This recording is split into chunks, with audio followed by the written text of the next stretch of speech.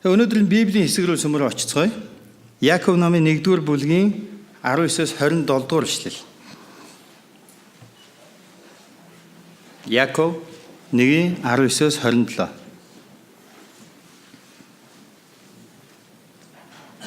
Дотроосоо хэрхэн өөрчлөгдөх вэ? Эсвэл Христ итгэлт гэдгээ амьдралаараа батлах нь гэсэн би энэ хоёр сэдвийн алийг нөх вэ гэж эргэлзэж байгаа хоёуланг нөхцөн байхгүй.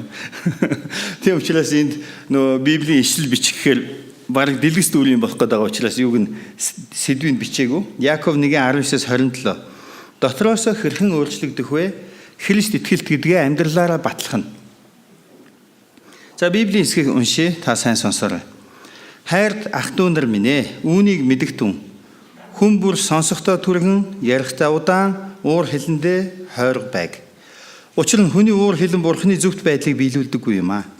Тиймээс та нар бүх бузар байдал, хорон санааныхаа хамгал үлдэгдлийг хайж, доторд чинь суулгагдсан сэтгэлийг чинь аврах чадaltaй үгийг дөлгөөхнөр хүлээн авахтун. Ингэхдээ өөрсдийгөө хуурдаг зүгээр нэг сонсогчд биш, үгийг хэрэгжүүлэгчд байг. Учир нь сонсоод эс үйлдэгч нь төрлөх царайгаа талент харж байгаа бөгөөд тэрээр өөрийгөө хараад эргэхдээ ямар байснаа даруй мартдаг хүнтэй адил юм аа. Харин мартамхай сонсогч бус хэрэгжүүлэгч байж эрх чөлөөний хууль болох төгс хуулийг няхуур үзэн түүгээр байдаг нь үйлстэй өрөөгдөх болно. Хэн нэг нь өөрийгөө сүсгтэй хэмээн боддог хэдий ч хил амаа хазаарлагдаггүй бол зүрхээ хуурж буй бөгөөд сүсгэлэл нь ашиггүй ажээ. Бурхан ба эцгийн өмнө цэвэр бөгөөд бузартаагүй сүсгэлэл бол өнчин хүмүүс бэлэвсэн ихтрүүдийг зүдрэхт нь эргэж тойрон өөрийгөө ертөнцөөс бохирдуулалгүй хамгаалах нь ажгүй. Амен. Амен. Тэгээд энд маш олон зүйлийн тухай хэлсэн байгаа юм л да. Илч Паул маань, Яаков маань сонсогч бай, сайн сонсогч бай, үг яриа яаран гаргадгүй бай, уур хилэнгээрээ асуудал шийдэхээс зайлсхий. Бурхны үгийг дөлгөөнөөр даруй сэтгэлээр хүлээн авдаг бай. Хүлээн авсан үгийнхаа дагуу үйлдэж хэрэгжүүлдэг бай. Өөрийгөө байгаагаас нь илүү битгий өндөр үнэлж бай. Бурхны өмнө цэвэр бузартаагүй сүсгэлэлтэй бай. Өнчин хүмүүсийг, бэлэвсэн хүмүүсийг анхаарч бай. Өөрийгөө ертөнцөөс бохирдуулалгүй хамгаалж бай гэх мэтийн зүйлсүүдийг Илч Паул энэ 9 ишлэл 8 ишлэл дээр бидэнд хэлсэн байна.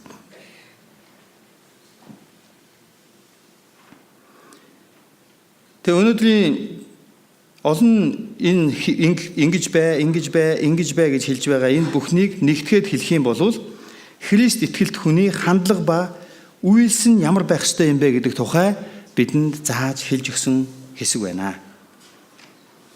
Яаков аврал нэгүслэр ирдэг гэдгийг дэмждэг. Аврал бол бидний хичээл зүтгэл, сайн үйлсийн үр дүнд ирсэн зүйл биш. Эфес 2:9-8-9 10 дугаар ишлэлүүд дээр аврал бол Бурханаас нэгүслэр бидэнд өгөгдсөн зүйл юм а гэж хэлсэн. Амен. Та үүнийг хүлээн зөвшөөрч байна уу? Харин Яаков гэхдээ аврагдсан хүнийхээ хувьд та нар зөв ёс суртахуунтай, зөв мэс чанартай, зөв дадал зуршилтай байх ёстой юм а. Христтэй өдрөөс өдөрт адилхан болон өсөж, төлөвшөж, өөрчлөгдөх ёстой юм а гэдэг энэ зүйлийг Бурхан бидэнд зааж хэлж өгсөн байна гэсэн. Тэгэхээр та юу н яагаад цуглаанд ирдэг юм бэ? Зарим хүмүүсийн хувьд цуглаанд хин нэгэн хүн ирээчээ гэж байнга утастаад дуудаад эсвэл гэрийнхэн хаалгыг тогшоод байгаа болохоор зогчидоо гэдээ очдөг. Зарим хүмүүсийн хувьд цуглаанд очих нь зүгээр нэг тийм гоё тэг ингээд нэг арай өөр оршихуй мэдрээд идэг арай өөр. Тийм болохоор нэг хаяа очих зүгээр байдаг юм гэж. Зарим хүмүүсийн хувьд та яагаад цуглаанд ирдэг вэ? Оо яах вэ? Ер нь ярьж байгаа номлог ингээд сонсохоор бас ингээд нэг хүн чинь ингээд нэг оюун санааны амьтан болохоор бас ингээд жоохон гоё юм сонсоод гоё идэг байхгүй юу гэл. Харин та яагаад цуглаанд ирдэг вэ? Бидний сүмд ирэх гол шалтгаан нь юу юм бэ? Би ингэж хэлхийг хүсэж байна. Бурхан таныг сонгон дуудсан. Гэв нүглээс болж бид бүгдээрээ амьдралын минь зориг, утга учир юу болохыг мэдэхгүй байна. Бид төөрсөн, бид алдагдсан. Тэгээ бид бодохдоо ингэж амьдрах зөв болов уу гэж бид таамаглаж, төсөөлж, зөв гэж бодсноор л амьдарч байгаа. Харин Бурхан үгүй. Би чамайг мөнхийн зовлонгоос, гим нүглийн үр дагавраас чөлөөлөхийг хүсэж байна. Би чиний төлөө өөрийн цорын ганц хүү Есүс Христийг илгээж байна. Түүний загалмайд амссан, зовлон урсгсан цус төлсөн төлөөсөөр би чамайг зольж худалдан авсан юм а гэж.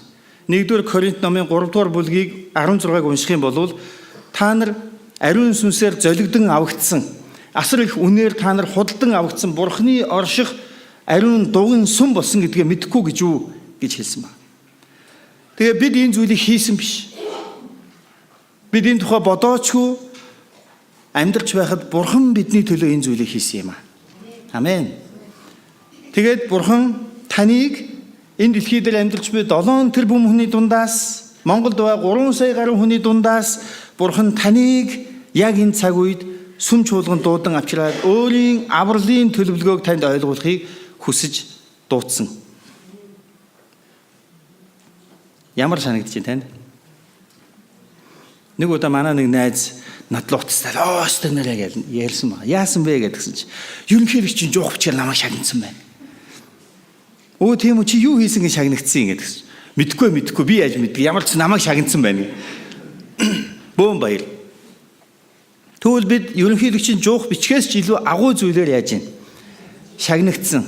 Бид мөнх амийн авралыг өөрсдөө ч мэдгүй явжсэн чинь Бурхан яагаад та бидэрийг таньдсан?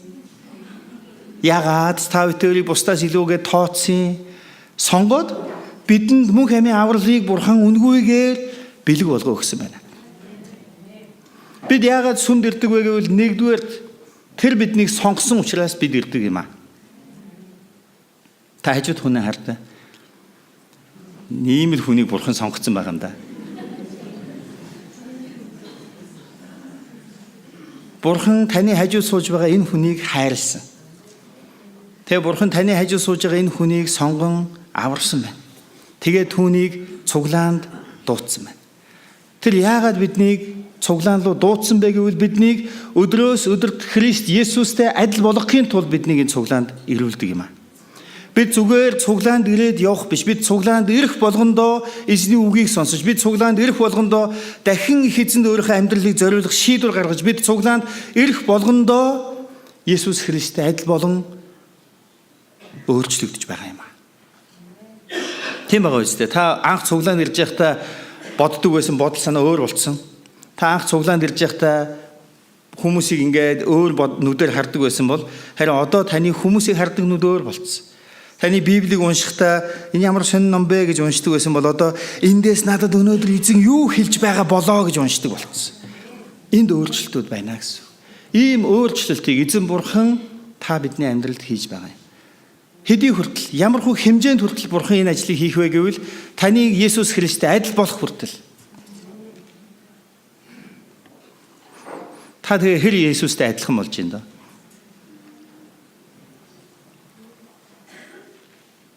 Бид нар Есүстэй адил болох энэ зорилгын төлөө дуудагдсан хүмүүс юм аа. Тийм учраас 1-р 19-р эшлэлдэр ингэж хэлсэн байна. Хайрт ах トゥ нар минь ээ, үүнийг мэдэгтэн. Хүн бүр сонсохдоо түргэн, ярихдаа удаан, уур хилэнд хойрог байгээ гэж хэлсэн байна.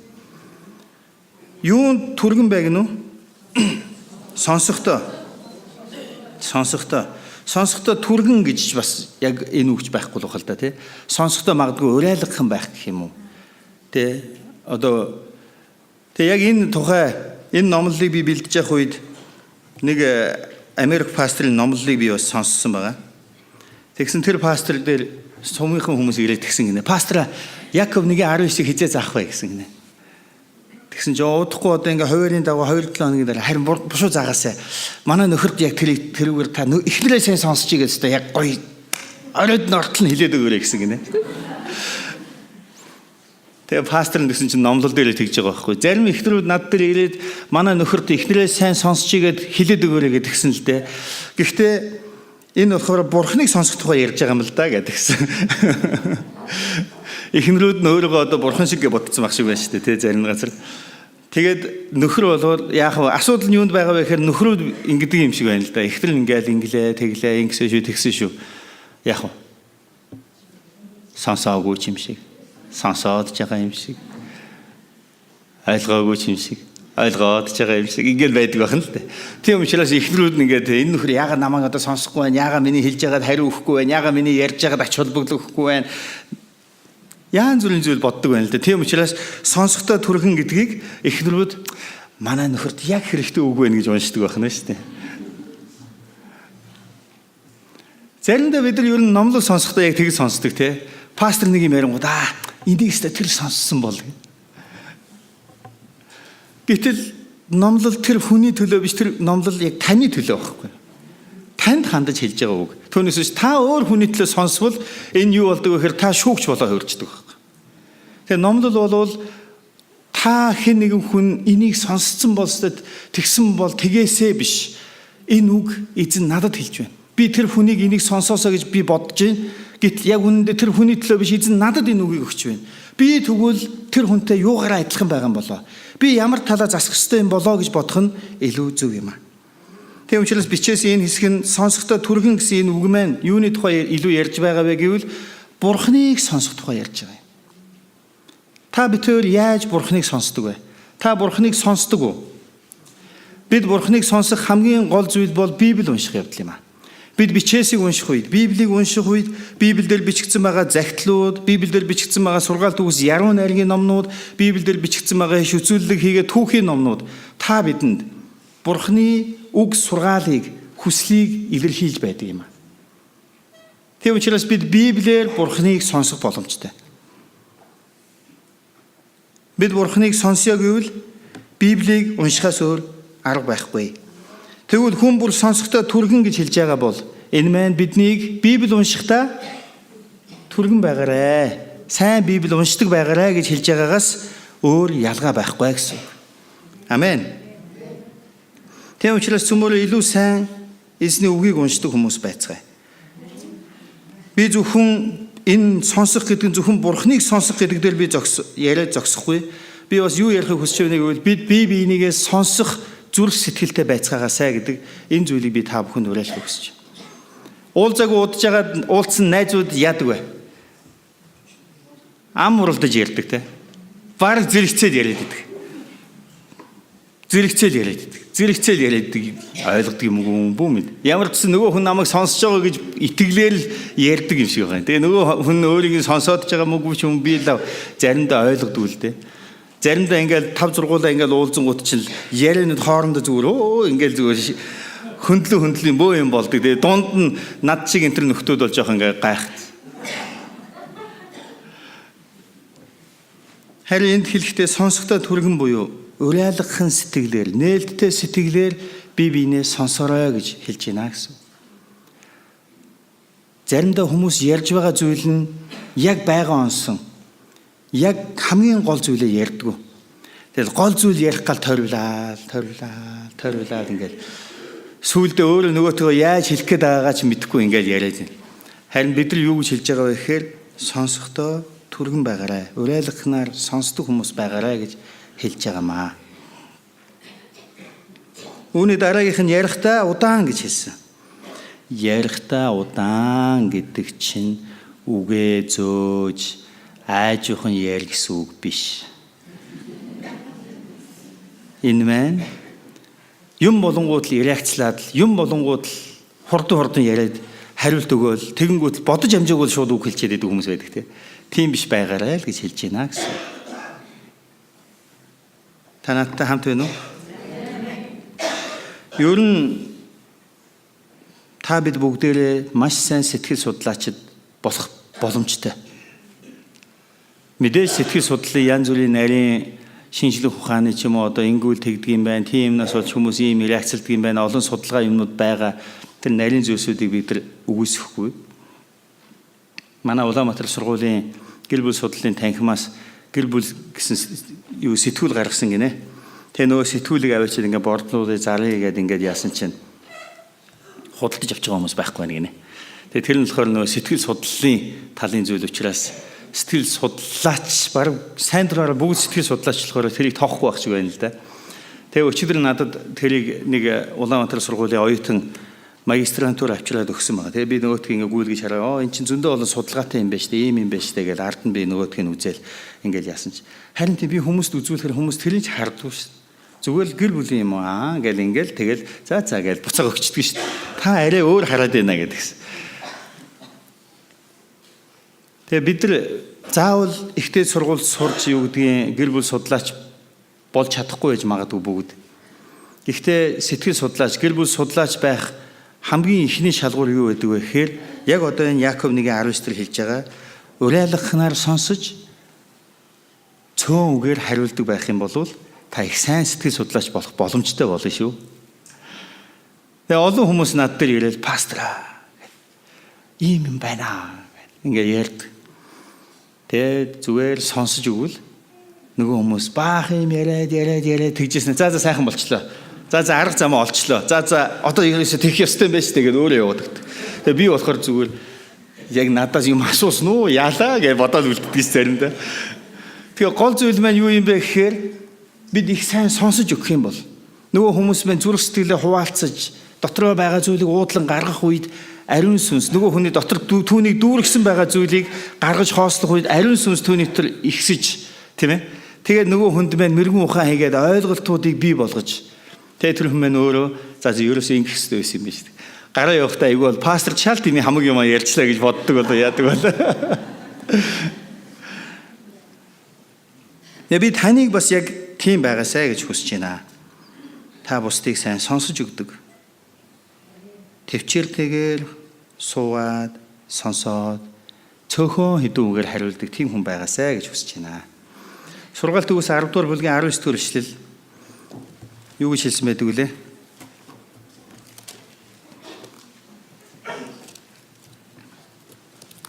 Би эндээс уншсан дээр гэж бодож байна. Үг олшроход гэмт үйлдэл зайлшгүй. Хилээ захирагч хэлсүүгээс зайлбаргүй.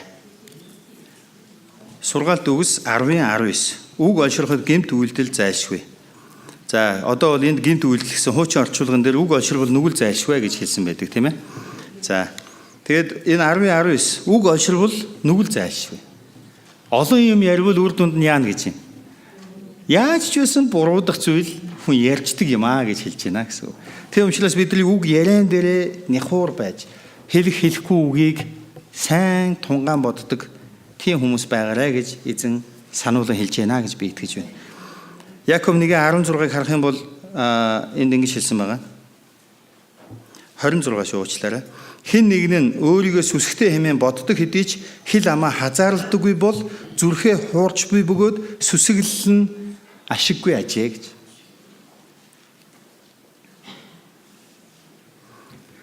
Ахын дүүс минь бид өөрсдөө хичнээн гоё итгэлтэй би сүмд яваад хэдэн жил болж байгаа.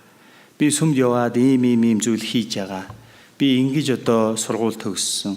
Би ингэж одоо цуглаандаа зориулж үйлчилсэн, өргөсөн олон зүйлсүүдийг бид хэлж ярьж чадах боловч бид өөрсдийн хил амыг хазаарлаж чаддгүй л бол энэ сүсгэлэл нь ашиггүй юм а гэж бичээс бидэнд хэлсэн байна.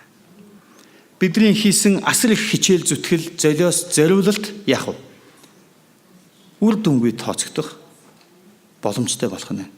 Тийм учраас бид ямар нэгэн зүйлийг хийгээд дууссаны төлөө түүнийг болчлоо гэж бодох биш. Харин ч бид яах ёстой вэ гэвэл бид үргэлжлүүлэн хийсэн зүйлээ үр дүнтэй байж хожим их эзнээс шагнал авна гэсэн сэтгэлээр түүнийг яах вэ? Сэтгэлдээ тээж эзэнд өргөсөн нь илүү зөв зүйтэй байж зүйл болж таарах нэ. Нэг удаа манай цуглаанаас нэг эмэгтэй явах болсон. Тэр эмэгтэй бол манай цуглаанд маш идэвхтэй сайн хамрагддаг хүн байсан. Тэгээ тэр эмэгтэй цуглаанд их өргөл өргөдөг. Маш олон зүйлүүдэд сайн дураараа сэтгэлээсээ би тэгчий гэж ингэж тусалж гүйдэг ийм хүн байсан. Тэр хүн ерөөсөө муу хүн биш. Харин нэг удаа пасторууд түүний сэтгэлд түүний хүссний дагуу шийдвэр гаргаагүй. Тэгээ бид хэд түүнд өөрсдийн шийдвэрийг мэдгдсэн, харин тэр хүн маань бидэнд гомдсон баг. Харин тэр гомдсон үедээ тэр хүн юу ярьсан бэ гэвэл манай сүмд хийж өгсөн бүх зүйлсүүдээ ярьсан. Ингэсэн, тэгсэн, тэгэхэд чинь тэгсэн, тэгэхэд таар тэгжил байсан, тэгсэн ч гэсэн би тэгээгүй, таар ингэсэн, ингэхэд би ингэж ийсэн, тэгэхэд таар тэгэл намайг яагаагүй, тэгэхэд тэгсэн ч гэсэн би заа яах уу гэж явсан гэл. Бөө юмнууд ярьсан.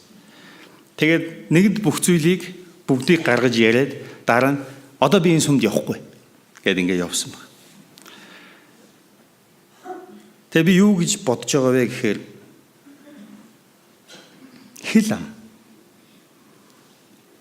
тэр хүний хийсэн тэр бүх зүйлс үнэхээр чухал, үнэхээр тэр хүний хичээл зүтгэл золиос зориултын төлөө би талархан хүлээж авдаг байсан. Би баяр хөөртэйгээр тэр хүний үйлчилж байгааг харахтаа урамшдаг байсан. Харин одоо тэр хүн маань хийсэн тэр бүх зүйлийнхаа төлөө бүгдийг тоочоод ерөөсөө мартаагүй. Тэгээ бодвол надад хийж өгсөн юм шиг байлээ. Бодвол өөрөөсөө их золиос гаргасан тэрэндээ одоо юу гэдгийг тийм учраас пастор миний талд юм уу, миний хүсснээр юм уу, миний төлөө юм уу ямар нэгэн зүйл хийж өгнө гэж боддог байсан юм шиг байна. Гэхдээ энэ зүйл нь тэр хүний асар их үйлчлэл, золиос зориулалт нь тэр хүн дотроосоо өөрчлөгдөөгүй байсан гэдгийг харуулж байгаа юм. Өнөөдөр чуулганд хийж өгч байгаа зүйлс үйлчлэл бол надад хийж өгч байгаа зүйл биш юм аа. Та надад хийж өгсөн зүйл байсан ч би тэрийг чинь та надад биш бурханд хийж өгч байна гэж би итгэж хүлээж авах болно гэсэн. Тийм учраас та надад хизээ нэгэн цагт ямар нэгэн зүйлийг надад хийж өгснөө та ярил би санахгүй хаа. Яагаад гэвэл би бусад хүмүүст ямар нэгэн сайн зүйл хийж өгснөө ч би сандгүй. Намайг тэгж ярихаар зарим хүмүүс худлаагаасаа гэж бодоод байдаг. Нэрнгээсээ би бусад хүмүүс заримдаа хүмүүст би тусалсан байдаг, заримдаа хүмүүсийг би хизээ нэгэн цагт хэцүү байх үед нь урамшуулсан байдаг, ямар нэгэн зүйл хийсэн байдаг юм бэлээ. Тэгээ би ч өөрийгөө нэг их мундаг үйлчлдэг хүн гэж боддоггүй л дээ юу. Би зүгээр л хийх ёстойгоо хийж байгаа. Байх ёстой байран дээр л би зогсож ивэл эзэн бусдыг хийнэ л гэж би боддог. Харин заримдаа хүмүүс хэлээ та нэг дээр яагаад тэдэн жилийн өмнө яасан гэж. Тэгсэн шүү дээ. Өө тэгсэн үү? Тэнгүүд нөө хүмүүс нэргээгээ сонирн болсноо. Ааха. Би яагаад тийм байдаг вэ гэхээр тэр Матай 6 дугаар бүлэг байхгүй. Та нарын баруун гар чи юу хийснийг зүүн гар чи бүү мэдэг. Нууцаар харагч эцэг хожим эргүүлэн төлөх болно л гэж хэлсэн. Бидэнд ийм зүрх сэтгэл, ийм хандлага байж бид үйлчлэх нь Бурхны зүрх сэтгэл, Христ Есүсийн дүр төрх юм а гэж би ингэж боддог.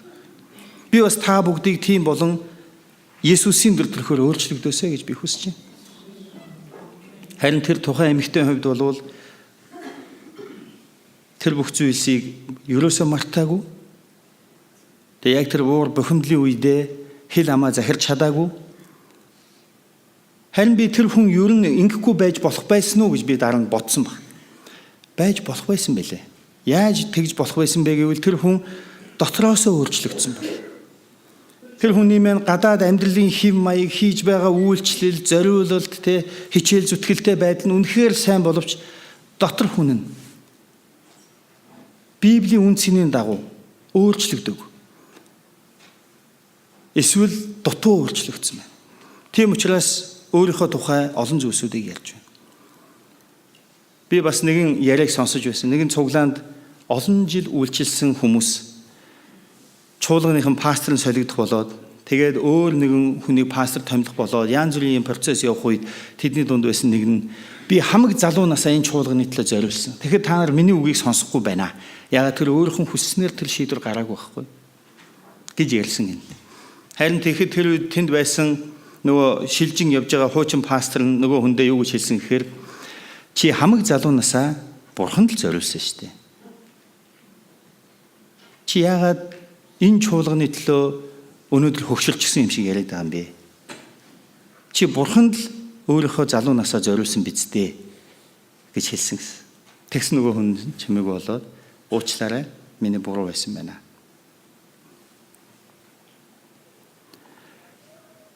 Бид дотроосоо өөрчлөгдөхгүй бол бид өөрсдөө өөрчлөгдсөн, бид гайгүй байгаа гэж үнэлж, тэгнэж бодож явсан ч нэг өдөр л бидний бодоогүй зүйлс бидний амаарч давж магадгүй байдаг. Тийм учраас энэ хэлэхдээ ярихдаа удаан байгаарай. Хэлэх гэж буй зүйлээ хэлэхээс өмнө бодож үзээрэй гэж хэлдэг гэсэн. Би бол маш их асуудалтай хүн. Би энэ ярихдаа удаан гэдэг дээр бол би асуудалтай хүн. Би ярихаасаа өмнө их сайн бодоол, их сайн тунгаагаад ингэж ярьж чаддаг хүн биш байгаа. Би ярьчдгийг. Тэгээ тэрнийхээ дараа амар их шаналдаг.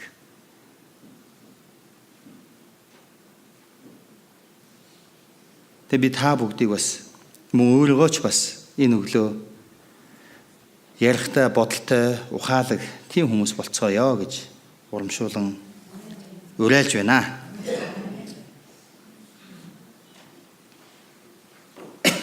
Сүмрэ хамтдаа Яков номын 3-аас 12 дугаар ишлэлээр очие. Яков 3-ын 3-аас 12.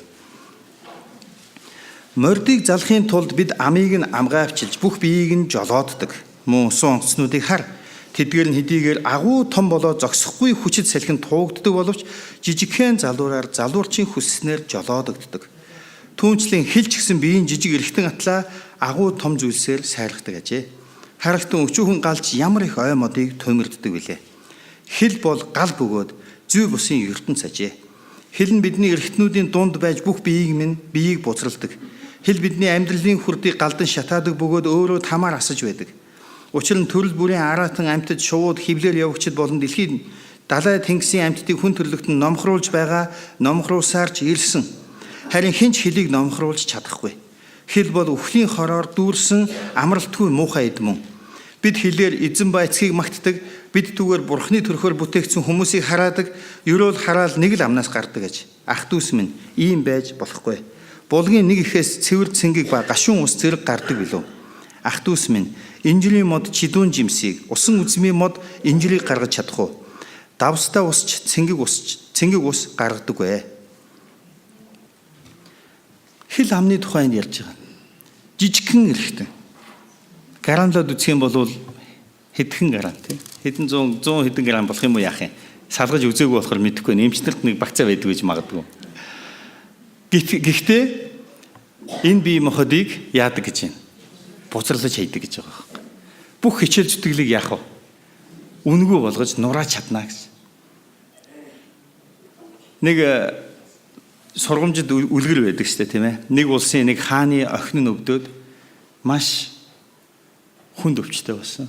Тэгэл үзмэрж отож маарм юу гэдэг бүхэл хүмүүс ирээл үзээл янз янз болоод ингээл тэгж жагаад нөгөө эмчнэр нэг шийдвэр төрүүлсэн ба. Залуу арслангийн зүрхийг халуунаар нь авчирч өгөх юм бол тийм ээ. Энэ охины би идгэлнэ гэж. Тэгсэн чинь яг бөөн хүмүүс явдаг. Тэгээд тэр нэг баатар яваад ой ширинглүү олон өдрийн туршид хол газар туулан зовон байж очоод тэгээд нэг арслан алдаг. Зүрхийг нь сугалж аваад тэгээ нөгөөдөл чинь явах үедээ замдаа нэг шөнө хоноглохоор болсон. Тэгээд шөнө унтчих үед биеийн эргэтнгүүд хоорондоо ярьж ийн нэ. Нүд хэлж чинь. Би байгааг бол та нарын арслан олж хараа юу. Тэгсэн чинь чихэн болохоор би байгааг бол та чи хаана байгааг нь мэдэж сонсох байсан уу гэл. Янз янзаар л эргэтнгүүд өөрсдөө ярьж ийн нэ. Гар тэгсэн хөл тэгсэн чинь би байгааг бол та нар яваад очих уу. Гарн тэгсэн чинь би байгааг бол та нар түүнийг алж зүрхийг нь сугалж чадах байсан уу. Тэгсэн чинь хэл би гээл тэгсэн чинь цөмөр чи юу хийсэн чимээгүй бай чи гээ. Тэгээ нөгөө хэлийг дараа чимээг болгочих. Тэгээ нөгөө хэл чимээг болчихно үсттэй. Тэгээд өглөө болж маргааш нь яваад хаан дээр очиод нөгөө нэг арслангийнхаа зүрхийг нөгөө баатар ирж ин ингээл хаант минь энэ болвол нохойн зүрх нөгөө хэл бусад эргэтнгүүдэд чадчихж байгаа байхгүй юу. Нөгөө амь дүүн байж авчирсан нөгөө нэг арслангийн зүрхийг нь хэл яаж ийн үн цэнэг болгоо ичиж байгаа байхгүй юу. Яг л үүнтэй адилхан хэл яриа гэдэг бол бидний ямар их сэтгэл, ямар их хичээл зүтгэл, ямар их зориулалт энэ бүх зүйлийг яах вэ? Үн цэнэгөө болгочдөг зүйл. Тийм учраас Библи хэлэхдээ хэлийг номхруулсан хүн байхгүй юм а гэж хэлсэн. Бид нар дотроо ямар гоё зүйлийг бодож, төсөөлж, эхнэрийнхээ төлөө, гэр бүлийнхээ төлөө, чуулганыхаа төлөө, нөхрийнхөө төлөө, үр хүүхдийнхээ төлөө та ямар гоё зүйлсүүдийг дотроо төсөөлж, бодож стай нэрэ гэж яг очиод ярихаараа шал өөр бодоогүй үгээ хэлдэг. Тийм болж гинөө танд хаяа. Харин тэгээд идэг айгүй зөвүүн тий. Энэ муу хэл ёстой зөвүүн хэл шүү. Харин тий. Тэгэхээр энэ хэлийг бид яаж өөрчлөх вэ? Энэ хэл яриаг бид яаж засах вэ? Энэ бол бид дотроос зүрх сэтгэлээс эс өөрчлөгдвөл энэ нь боломжгүй юм. Харин энэ зүрх сэтгэлийг өөрчлөх хүч зөвхөн Бурханд бий. Тийм учраас бид Бурханд өөрсдийн амь амьдралыг, өөрсдийн зүрх сэтгэлийг, өөрсдийн хүсэл мөрөөдлийг, өөрсөнд байгаа боломжийг юу гэдгийг бүх зүйлээ бид Бурханы өмнө өгөх хэрэгтэй. Тийхгүйгээр бид их эзний нэгүслэр шинчлэгдэн өөрчлөгдөж чадахгүй юм. Үргэлжлүүлэн харах юм бол уур хилэнгийн тухайд ярьсан байна. Уур хилэнд хойрог бай. Уур хилэн хойрог бай гэдэг нь юу гэсэн үг юм бэ? Юм болгонд битгий уурлаа даа гэсэн үг. Хүмүүс ихэнхдээ уурлах бол гим гэж боддог. Уурлах өстой муухай, бузар, гимтэй.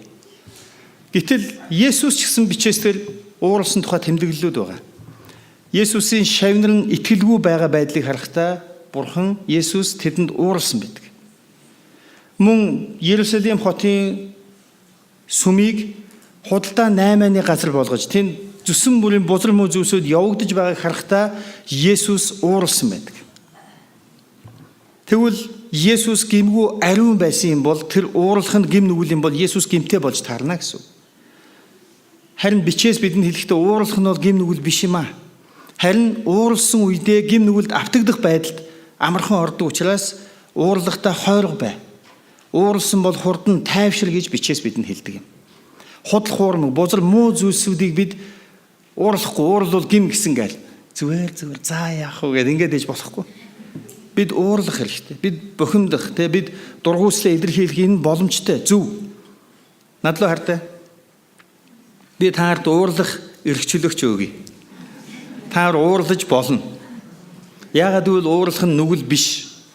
Харин уурлсан үедээ нүгэл хийх магадлал бараг 100% боломжтой. Тийм учраас уурлахтаа хойрог бай гэж бичээс биднийг хэлдэг. Эфес номон дээр уурлсан бол хурдан тайвшир, удаан уурлаж болохгүй. Та нарын уур хилэн дээр нар буу жаргаг гэж хэлсэн байна. Тийм учраас удаан уурлаж болохгүй. Гэхдээ бид болохгүй байгаа зүйлд уурлахаар гин болчихно гэж болохгүй байгаа зүйлд нэг ингээл ууралдгүй нэг дандаа ингээл малис нэг шүтэнүүдийн царай шиг байгаад иж болохгүй. Бид уурлах зүйл дээр уурлахаас арга байхгүй. Энэ шудраг бус байдлыг хүлээн зөвшөөрч чадахгүй.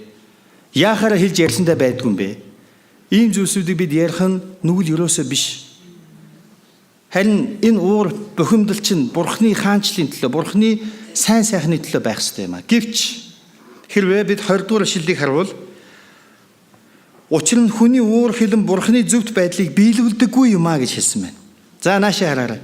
Бисээ уурлах эрхчлөөг өгсөн гэхдээ таны уур хилэн Бурхны зөвхт байдлыг биелүүлдэггүй шүү гэдгийг би бас танд хэлье. Давид хаан Голиаттай тулалдсан тухай түүхийг бид нар хүүхдийн цуглаанд жилд бараг 2-3 удаа зааж ах шиг байна. Тэгээ энэн дээр Голиат Израилийн ард түмнийг Тэнгэрийн Бурхныг дорд үзэн доромжилж яан зүрийн үгээр харахад түүнийг сонссон Израилийн ард түмэн айрам цэрэг яасан бэ гэхээр сэтгэлдээ мохсон байсан. За бараг л үний юм дөө гэсэн маягтай ингэ. Харин тэгтэл Давид үүнийг сонсоод ууралсан байна. Тэнгэрийн Бурхныг хөвч хүндүүлээгүй энэ нөхөр юу гэж хэлж байна? Яахаар энэ хүн Бурхныг ингэж хамаагүй ярьж болж байна? Бурхны нэрийн төлөө Давид яасан бэ? Ууралсан байхгүй. Тэгсэн чи ахнар нь за чимээгүй мангар уцаан чинь зүгээр. Харин Давид зогсоог. Давид үргэлжлүүлэн цаашаа явж дахин Бурхныг хараасан, Бурхны эсрэг байгаа нөхрийн тухай ярьсан ба. Тэгсэн чи нөгөө үгийг нь хүмүүс Саул хаанд хэлээ. Тэгээ Давид яадаг вүлээ? Ялсан шүү дээ, тий? Голиатыг ялсан. Яагаад гэвэл түүний уур хилэн түүний өөрийн төлөө биш. Гой их орныхоо төлөө биш. Харин Тэнгэрийн Бурхны төлөө байсан юм аа. Тийм учраас эзэн түүний талд зогссон байдаг. Харин Мосе Израилийн ард түмнийг Египтээс хөтлөн дагуулж гарч явах үедээ Израильчууд тэгдэг. Усгүй өстэй ангаж үхлээ. Энэ нэрээ биднийг цөлд өхүүлэх гэж л Египтээс гаргасан юм бах та. Египтийг оршуулгын газар болгочихно гэд биднийг Египтээс энэ Мосе дагуулга гарчтэй. Одоо биднийг цөлд өгөхээр цөлийн амтнал биднээр хооллох юм байна. Яан зүрийн ийм зүйлс ярьсан баг. Заримдаа фейсбુક дээр тэгдэг штэ. Залуу хүчтэй байх үедээ цөмөр Монголоос гарч явчихэд үхэхээ болохоор Монголд ирээд Монгол ямар оршуулгын газар юм уу гэж тэгдэг ш. Нөө нөхдүүд чи яасан гэхээр бид нар Египтийг оршуулгын газар биш болгохын тулд л одоо биднийг эндээс гаргасан юм байна мэн гэж Мосег Израильчууд яан зүрээр хэлж ярьдаг. Тэгээ Мосе ууралдаг. Наашир таар. Бурхан таарыг хангана гэдэг хад ямар итгэлгүй юм. Тэгэнгүүтээ хаана очдөг вэ? Нэг чулуун дээр очиод таягаараа Бурхан түүнд хэлдэг. Чи энэ чулууг таягаараа нэг удаа цохих гэж хэлсэн. Харин Мосегийн уур хилэн дүрлцсэн байсан учраас майчи 1 2 цохиа ийсэн. Гайхамшиг болсон.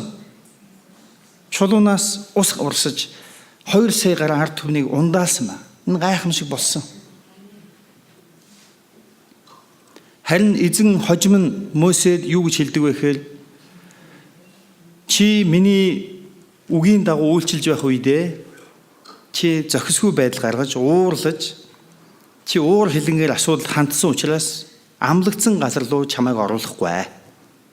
Чи яг энэ Небо уулан дээрээс амлагдсан газрыг нэг харуул хардаа. Тэгээ би чамайг авахулна гэж эзэн хэлсэн. Нэгсэндээ Мосегийн уур хилэн түүний Бурхны ард түмнийг дагуулan орох ёстой байсан тэр амлагдсан газар руу очиход саад болсон байгаа юм. Тийм учраас бичээс бидэнд хүний уур хилэн Бурхны зөвхт байдлыг биелүүлдэггүй юм а гэж хэлсэн. Тийм учраас бид уурлаж болно. Харин бид уурлсан үедээ Бурхны зөвхт байдлыг биелүүлж чадахгүй гэдгээ яг ойлгох хэрэгтэй. Хүн ер нь ямар нэгэн зүйлд эзэмдүүлсэн ямар нэгэн зүйлээр хүн ер нь дүүргэгдсэн байдаг. Энэ дүүргэгдсэн байгаа зүйл маань яг өнөөгийн цаг үед магадгүй Христ итгээгүй байх үед, магадгүй зарим Христ итгэлтэнгүүд ч гэсэн өнөөгийн цаг үед бидэнд юу байдаг вэ гэхээр бурханлаг бус зүйлс бидний дотор дүүрэн байдаг. Бурханлаг бус хүсэл, шунал, гомдол, өөрийгөө өрөвдөх байдал юу байдгийг янз бүрийн зүйлсүүд. Харин бичээс бидэнд юу гэж хэлсэн бэ гэхээр тиймээс та нар бүх бузар байдал хорон санааныхаа хамгал үлдэгдлийг хайж дотор чинь суулгагдсан сэтгэлийг чинь аврах чадaltaй үгийг дөлгөөхнөр хүлээж авахтон гэж хэлсэн байна. Бидэнд байгаа зарим зүйлсийг бид хоослон гарган хайж бид өөр зүйлээр түүнийг яах вэ? Дүүргэх ёстой юм а гэдгийг бичээс бидэнд зааж өгч байна гэсэн. Та юугаар дүүрэн байгаа вэ? Түүгээрээ л ярих болно. Япон Солонгосыг эзлэн төрөмгийлж байсан тэр үед Жүү гэдэг нэг пастор байсан байгаа Солонгосын. Итгэлийн маш тийм агуу гайхамшигтай гэрчил үзүүлсэн хүн. Тэгээд тэр Жүү пастор яасан бэ гэхээр би бол Есүсээр дүүрсэн хүн юм а гэж хэлж байсан. Тэгээд түүнийг ташуурд нь зодох үед тэр ёо гэхийн оронд Есүс гэж хашгирдаг. Хүмүүс болохоор ээжээ гэлдэгдэг тийм. Харин тэр пастор болохоор Есүс гэж яолдог. Есүс гэж хашгирдаг байсан ба. Тийм учраас Япон цэргүүд түүнийг Есүс гэж хэлэхгүй болтол зодно гэд зодсон ба. Харин тэр цохиолго болгондоо Есүс. Сүүлдээ нөгөөдөл нь зодсоор зодуулж байгаа хүн нуг нь ядраад ундаг тий. Тэр зодсон хүмүүс нь сүүлдээ ядраад залхаад мөстөм мангар Есүс вэ гэд. Бид Есүсээр бид Бурхны дүр төрхөөр дүүрээсэ гэж Бурхан биднийг хүсдэг. Харин бид нар юугаар дүүрэн байгаа вэ? Бидний дотор янз бүрийн бодол санаанд минь янз бүрийн зүйлсүүд эргэлдэж байдаг. Гоё ажил, гоё амьдрал, гоё байшин. Өөр юу яах вэ? Гоё найзууд. Өөр юу яах вэ? Зөндөө олон гоё юмнуудаар бид дүүрэн байна. Нэг чухал зүйлийг бид ойлгох хэрэгтэй. Бид энэ дэлхийн амьдралаа дуусах үед бид удахгүй дуусна. Бидний хинэнч одоогоос 50 жилийн дараа за тэр Сингээгийн хүүхдээс бусд нь одоогоос 50 жилийн дараа юу нэнд байхгүй дээ.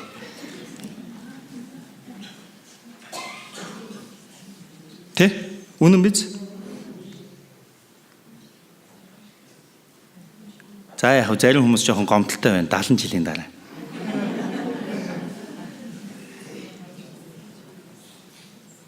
Бид нар хэсэг хугацааны дараа энэ дэлхийгээс явах болно. Тэр үед бидний өнөөдрийн хүсн тэмүүлж байгаа тэр бүх зүйлс яах гэж би одоо тэрний төлөө тэгж үхэн хатан явж исэн байна гэж бодох байдал бид очих болно. Та юу гэж бодож байна? Мөнхийн улсад бидний өнөөдрийн системээр тэргүүл бол өвчих гээд байгаа юм шиг тэр зүйлс үнэхээр хэрэгтэй гэж юу? Шендлерийн бүртгэл киног үзсэн те. Шендлер тэр бол үнэхээр бодиттой хүн, түүхэн хүн. Тэр хүн дэлхийн 2 дугаар дайн дууссаны дараа тэр нацистуудын хорих лагер хаагдсны дараа тэр хүн уйлан байж эндээ ингээ алтан тэмдэг зүүж явдаг байсан. Тэгээ тэр хүн юу гэж хэлсэн бэ гэхээр тэмдэгэ гаргаж ирээд би энэ тэмдгээр 5 еврей хүний амийг аварч худалдан авч болох байсан шүү дээ гэж хэлсэн ба. Шендлер 1000 орчим еврей хүнийг тэр хорих лагераас худалдан авч өөрийнхөө үйлдвэрлэлөө авчиж ажилуулж тэднийг Германы харгислал болон аллагаас аварч чадсан хүн байхгүй. 1000 орчим хүнийг 800 хэдэн хүнийг аварсан. Тэгчгээд бүх зүйл дуусаад Герман ялагдаад тэгсний дараа нөгөө еврей хүмүүс нь амийн аварсанд баярлалаа гэж Шендлерт ирэх үед Шендлерийн хэлсэн үг нь тийм үг байсан байхгүй. Харин тийм би таарыг аварч чадсан шүү гэж хэлэв. Харин юу гэж хэлсэн бэ гэхээр надад байсан өөр олон боломжуудыг би ашиглаж чадсангүй.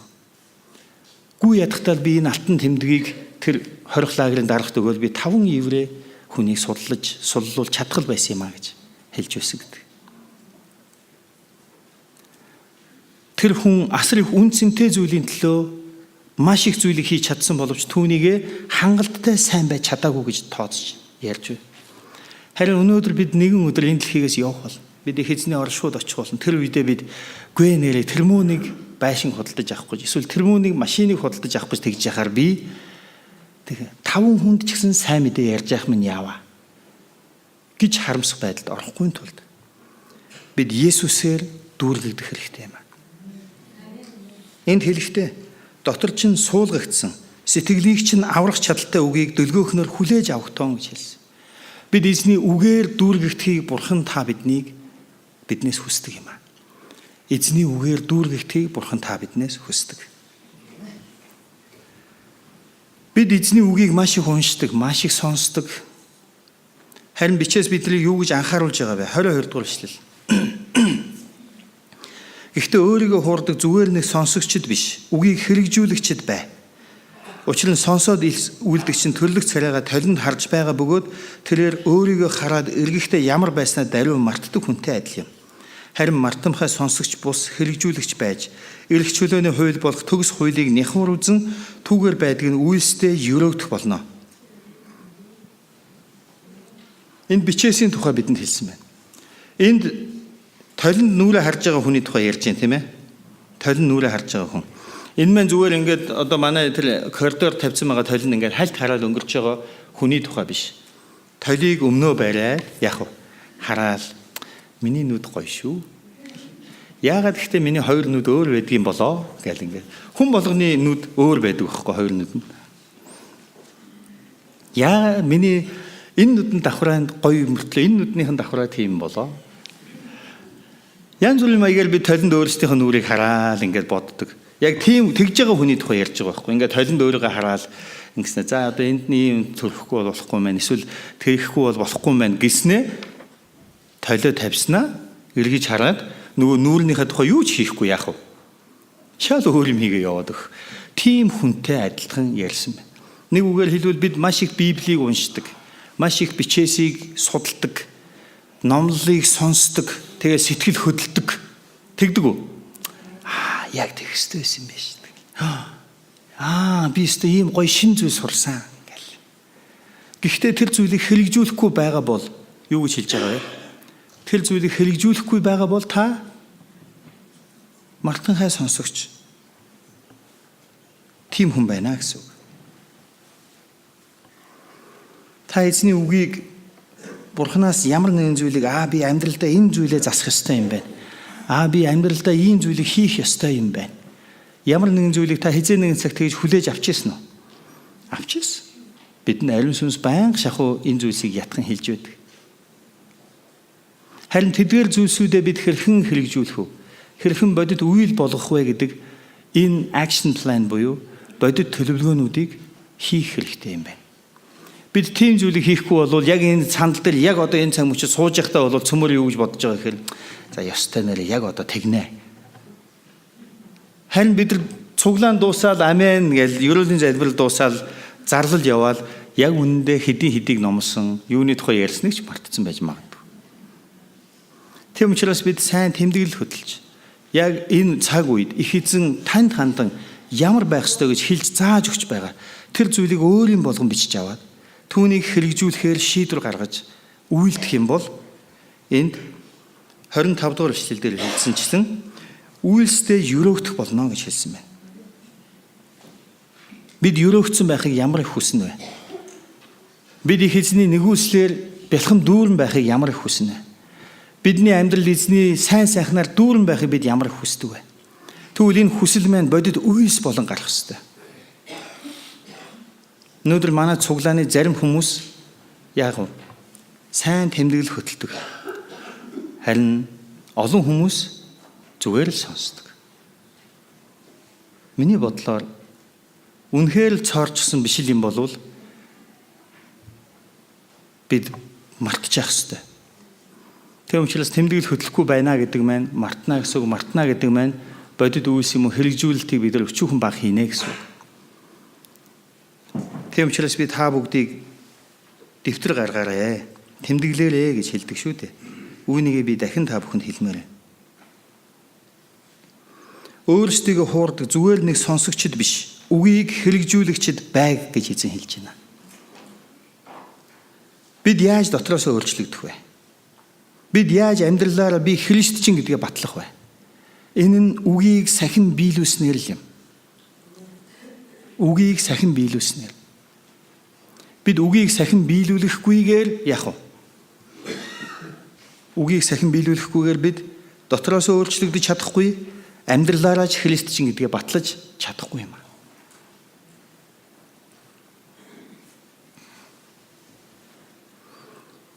Энд 25 дугаар эшлэлдэр эрх чөлөөний хууль болох төгс хуулийг няхуур үзэн түүгээр байдаг нь үйлсдээ өрөөгдөх болно гэсэн энэ үг байна. Эрх чөлөөний хууль, төгс хууль гэсэн үг энд явж байна. Ямар хуулийн тухай энэ ярьж байгаа вэ? Хуучин гэрээний үед бол энэ эрх чөлөөний хууль, энэ төгс хууль болвол 10 хуулийн тухай ярьж байгаа. Ер нь Библиэлд Бурхан Синай ууланд анх удаага Мосегээр дамжуулан 10 хуулийг өгсөн. Түүний дараа дэд хууль болон Левит номуудаар дамжуулаад Бурхан нийтдээ 400 гаруй янзын заалттай хуулиудыг Израильчуудад өгсөн. Хуйлгүйгээр хүний нийгмийн харилцаа тогтоож болохгүй юм байна гэд юу болсон бэ гэхээр одоо дэлхийн бүх улсууд хуулийн хойноос маш их чармай хууль, бүх юм хууль гэж яг үнэндээ хууль нь олширсноос л одоо гуйл болж байна. Харин энд хэлэхдээ эрх чөлөөний хууль, төгс хууль гэж. Хууль нь бидний эрх чөлөөг хязгаарладаг байтал энд эрх чөлөөний хууль гэж зүйлийг эзэн ярьж байна. Харин эзний хуулийг, эзний үгийг бид сахин амьдрах юм бол бид гим нүглээс эрх чөлөөтэй болох тэр зам руу очно гэж бичээс хэлж байна гэсэн. Энэ бүх хуулийг Есүс Христ дэлхийд ирээд амьдрах үедээ нэгэн хүн түүнээс асуусан. Хуулиудын одоо хамгийн агуу, хамгийн чухал нь юу юм бэ гэж хэлэхэд Есүс та эзэн Бурханаа бүх зүрх сэтгэл, бүх оюун ухаан, бүх сүнсээрээ хайр. Тэгээд та хөршөө өөрийн адил хайр. Бүх иш үзүүлэгчд болоод хууль энэ хоёр дотор л багтдаг юм а гэж Есүс хэлсэн. Нэгсэндээ тэр олон хуулийн 400 хэдэн заалтыг бүгднийг нь Есүс базаад хоёрхан зүйл болгосон. Нэгдүгээрд Бурханд бүх зүрх сэтгэлээрээ түүнийг хайр. Хоёрдугаард хөршөө өөрийгөө хайрладаг адил хайр. Энэ хоёр зүйлийг л бид сахин хийх юм бол яах вэ? Бусад бүх одоо тэгж болох ч юм уу, болохгүй ч юм уу, олон янзын юм те би энэ сууж болох байсан уу, болохгүй байсан уу, энэ уулын орой руу эмхтэй хүн гарч болох байсан уу, болохгүй байсан уу, тэр зүйл хамаагүй болно гэж. Бурхныг хайр, хөршөө өөрийн адил хайр. Тэгээ энэ төгс хууль болвол Есүсийн та бидэнд өгсөн энэ хууль юм а. Энэ эрх чөлөөний хууль бол бид энэ Бурхныг хайрлаж, хөршөө өөрийн адил хайрлах юм бол энэ нь бидэнд эрх чөлөөг авчрах болно.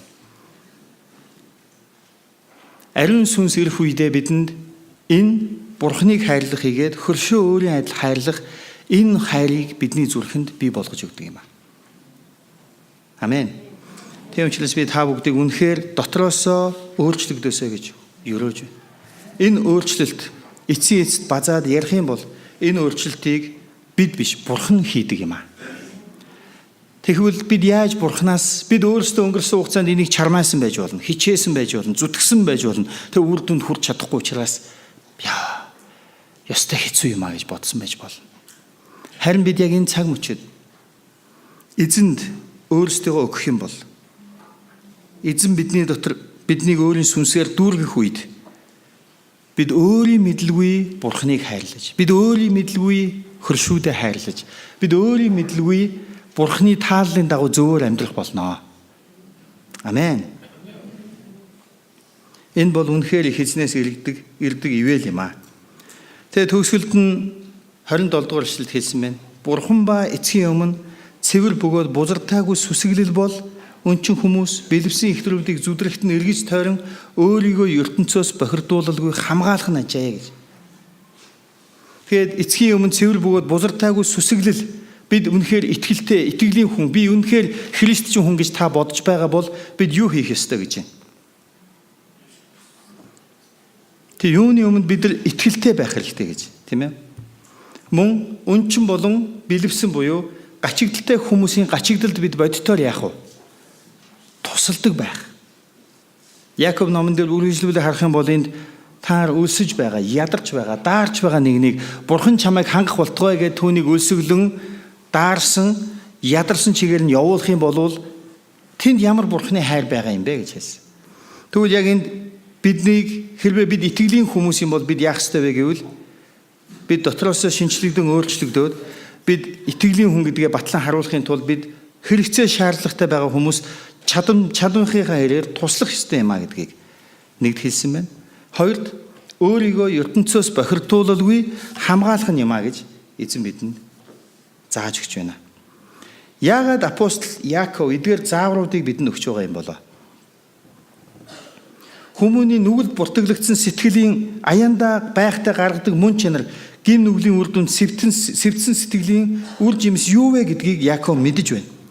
Тийм учраас Яаков энэ захидалтай ямар нэгэн тодорхой чуулган эсвэл хүний тухай биш, бүх чуулгануудад нийтлэгээр ийм асуудал байгаа учраас чуулган энэ зүйлийг та нар чармаах ёстой юм шүү гэж бидэнд зааж сануулж байна гэсэн үг. Өөр үгээр хэлбэл Бурхан зөөлөн сэтгэлээр та бидэнд өнөөдөр хэлж байна. Хичээл зүтгэлтэй үр жимстэй амьдраарай гэж. Дотроосоо өөрчлөгд. Христчин гэдгээ амьдралаараа батлан харуулаарай гэж эзэн биднийг ятгах байгаа юм аа. Амен. Бид Бурханы үйлчлэгчд байхаар дуудагдсан. Бид яагаад цуглаанд ирсэн бэ? Бид өөрсдөө сонгоод ирсэн биш ээ.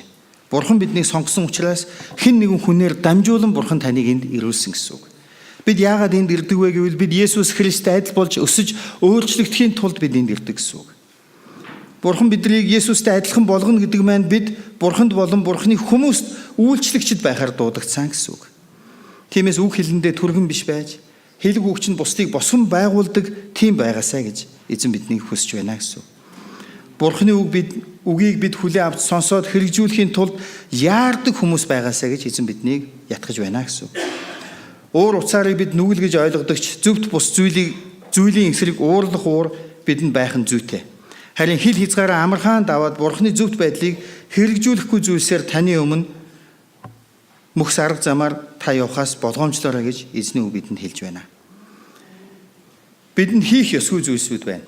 Хил амаараа хамаа намаагүй ярих, өөрийгөө илүү дээгүүр үнэлэх гэх мэт буруу зүйлийг битгий хийгээрэй гэж хэлхийн хажуугаар бидний хийх ёстой зүйлсүүд байна.